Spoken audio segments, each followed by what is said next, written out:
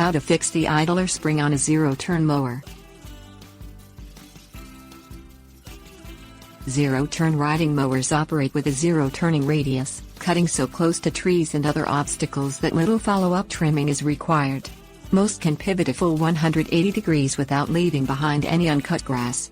All zero-turn mowers are rear-wheel drive. The wheels are independently powered by a hydrostatic transmission, and steering is controlled by a pair of joysticks that regulate the speed of each wheel. Models such as the Toro Commercial C-Master series use a single drive belt to operate the twin blades in the cutting deck. The belt is tensioned by a spring-loaded idler arm. Belt slippage caused by insufficient tension may result from a weak idler spring. Things you will need: half-inch ratchet drive. Disengage the power takeoff lever, move the control joysticks to the neutral lock position and engage the parking brake. Turn off the engine and remove the key. Allow all moving parts to stop before continuing. Lower the cutting deck to the 3-inch height.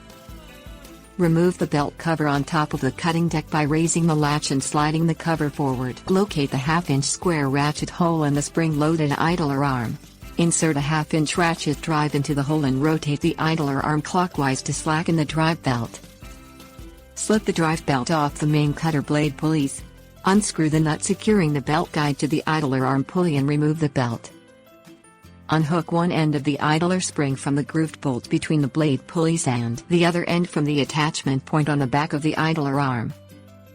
Install a new idler spring by hooking one end over the grooved bolt, then hooking the other end to the attachment point on the back of the idler arm.